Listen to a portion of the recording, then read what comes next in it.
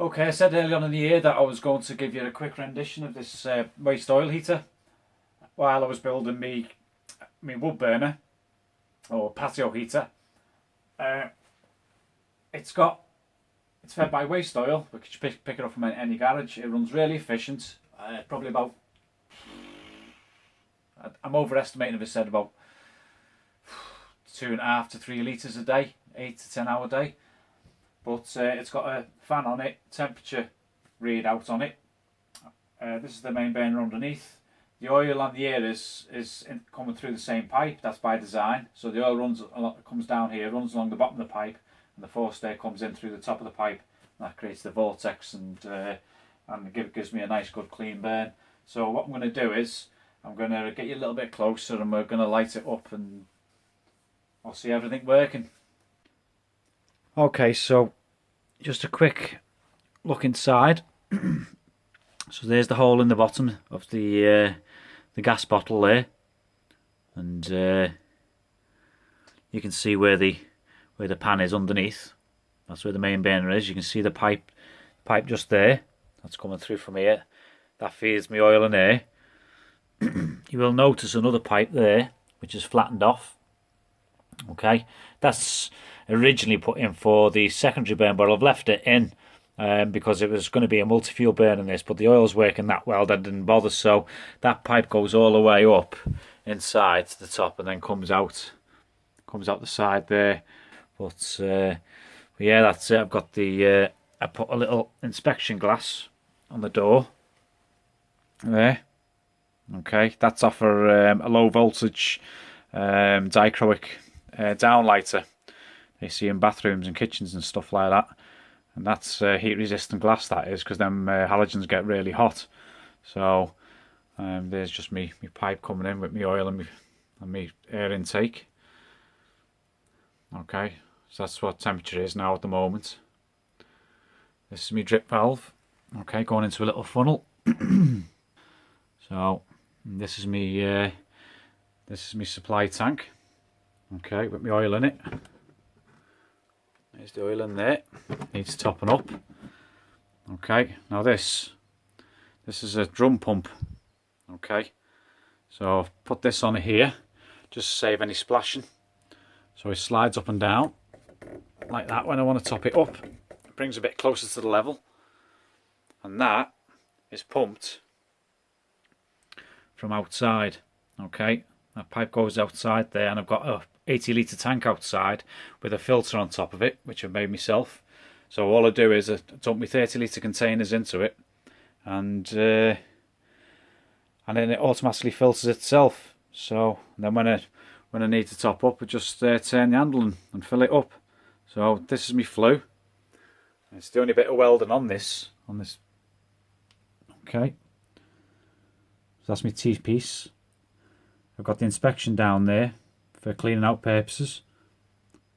So, and then it goes 5-inch, and that there's a piece of stainless steel going right up through the roof. Now inside that there's a piece of 4-inch, and what I've done, I've insulated between that and the pipe inside. You know, the little gap.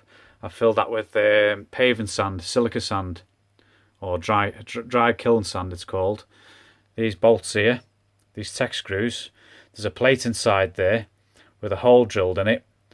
So the just inside the diameter of the 4-inch pipe inside. So when the silica sand come down, it started to stop there and started filling up. So this is single wall pipe here. This is what they call ceramic coated pipe, and this is double insulated now right through the roof. Okay, because I've got felt under my tiles and stuff like that. So, but I only get it up to something like I generally don't go over 180 degrees on it. Sometimes I go up to 200, but the flashing's good for 250 degrees anyway up above. So so that's it. So all I've done there, I've just got like a clip here, just squeeze this together, and that keeps the pot up. Okay, the pan on my main burner. I mean, it's nothing to look at, you know. It's not not like me with the wood burner I just built, which was all nicely sprayed black and silver. I mean, this is just to keep me warm inside. You know, I didn't realise I was going to have a YouTube channel when I built this thing. You see, it was only until after I built it, and then a neighbour asked me to build him a wood burner. That's I decided to knock up a channel and start doing videos myself. You know, so there we have it. So let's get some fuel in and get it going. What I normally do now is I have pre-mixed 50-50 roughly oil and petrol. Okay, you have to be careful with this stuff, but generally I just put a little. That's generally all I put in now. Is that there like that? No more than that. Quarter of a cup full, and then what I'll do is I dump it in the funnel. Okay, let it work its way down.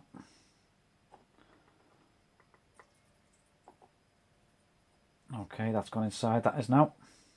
Put the lid back on that. Okay, and then get the blowtorch. Okay, talk about being organised. Where have I put it, Ollie? Oh, it's in the van. I've just been I started this video before and I got called out to a job, so anyway, I'll use a rag anyway. But basically just get a small rag, and then what I'll do is I light it, and then as soon as I've lit it, I knock the fan on. There you go. So that there now. If I didn't put that fan on it, it would die pretty quickly.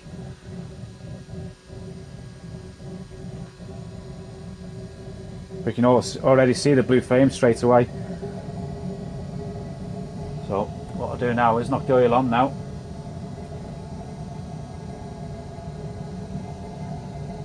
There we go. Oil's starting to come through now.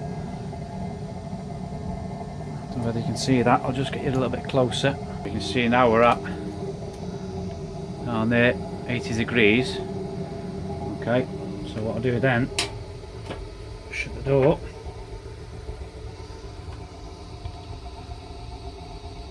You see it thumping away now. Just drop this down a bit. I'll tell you what, I'll take this out. There we go. Bring that out of the way. So we're at 95 degrees now, 98. So there's the drip now. So we're dripping a little bit too much. So I'm going to just slow that down, because it will start thumping because there won't be enough air getting through to it, you see. So just slow it.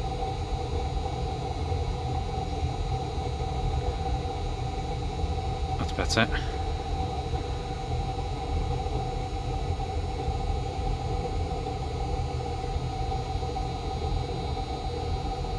Three, 4, 5, 6, 7, 8, 9, 10. Bit slow that is. That's better. Okay. Now you can see it. The flame's dying down now, where it was thumping before. Now I don't know whether this camera will show it, but the flame does nearly go blue. That's burning really nicely now, that is. The only thing I found, obviously used it all last winter, that's with the heater being so close to the drip valve. Okay, this tends to get a little bit warm. Well, not when I say a little bit warm, made it sound like it gets hot, it doesn't. But what happens is this gets up to room temperature, the oil does, in here and in the valve, and the oil becomes less viscous, and it, you know, tends to flow through the valve a little bit quicker.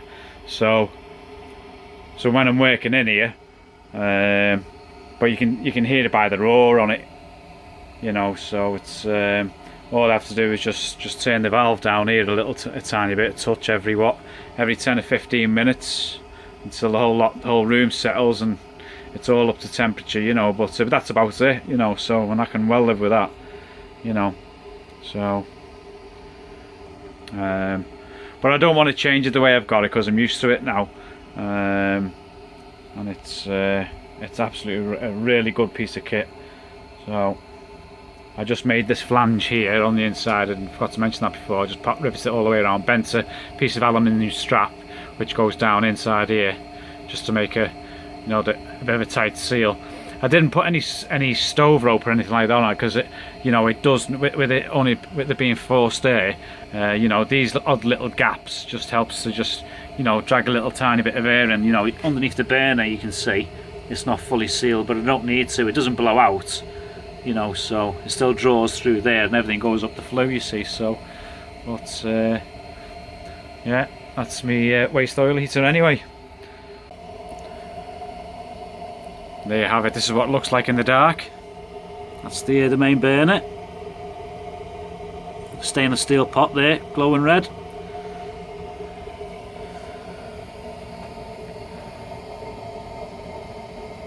Let's pull it back a bit so it's not glaring. Running really well. Between yellow and blue flame. Run that a little bit hot. 184, 185. Well, it's really toasting here, so, but I generally don't knock it down until it's, you know what I mean, until the room's got really warm and then the oil starts heating up or getting to room temperature. So I just thought I'd show you what it's like in the dark.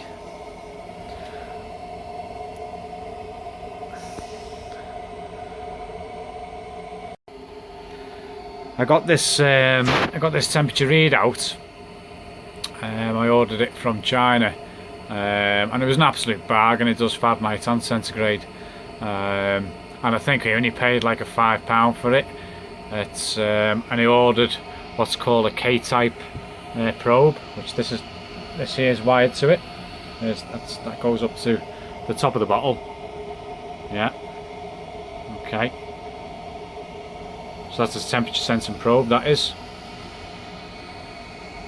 And I think I paid about £5 for that. For this actual screen here and the probe, so it was an absolute bargain, I thought. This is just a 5-volt adapter power supply, because that's what this runs at.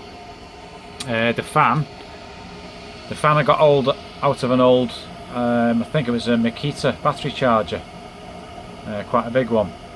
So I nicked the fan out of that, and what I've done was I just squared the pipe off to the same shape as the outlet to the fan. And then just glued it in. No, and it works quite well. No. And basically, I have a cheap Black & Decker drill, which I only use in my workshop. I don't use it out on site. So, and that's 12 volts as well. So I'll just use the charge of that just to power the fan, which is over there. Okay. Okay, so I'm just going to top it up. What I generally do when I top it up, like I said before, I just turn that down and get it a little bit closer. Oh, not that close. Let's get it back on.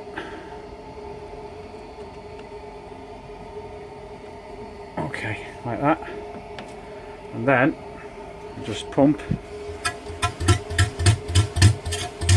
When it starts coming through, we just slow down a bit. There you go. I could pump it faster, but it's not. It's only something like a 20 litre container, something like that, 15 litre container. So I can just take my time with it. It doesn't take long at all. You can see I'm not actually roaming it, you know. No.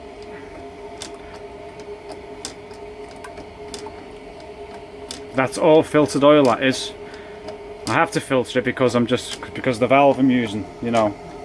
If I didn't filter it, then that valve will get clogged up and my drip will be inconsistent. So what I'll do now is, now it's getting close to the tube, just push it back a bit like that, and then keep pumping.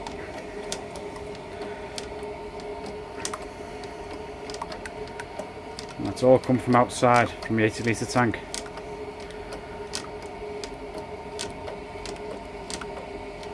So what I'll do now is I'm going to get it back up to there.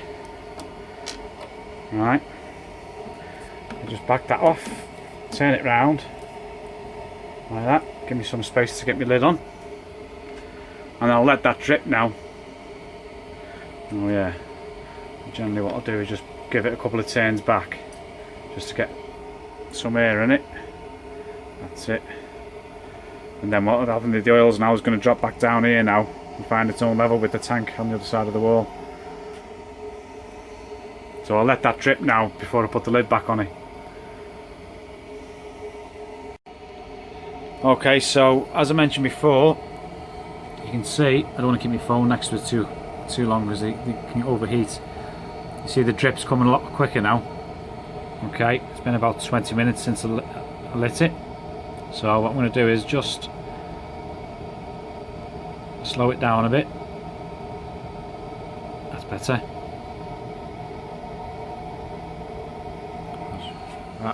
Because at that drip there, we're at 212, 213, so that'll come down now.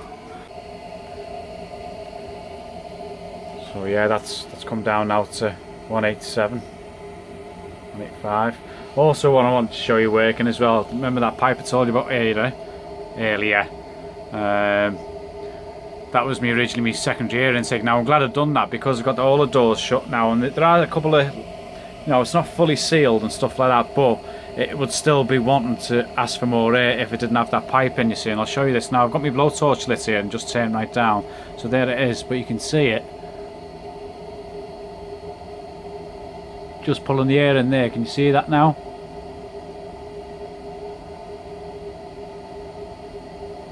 So that is pulling air in from the workshop, and it's actually getting heated as it travels down the bottle, or superheated right the way down, and that's what's actually giving me an efficient burn as well. Okay, I'm just going to try and see them flames surrounding that pipe now. Any unburnt gases there coming from the oil is burning, it's igniting again. And you see that quite clearly there around the pipe, the one I flattened off. Just pull it back a bit because the phone's getting a bit hot.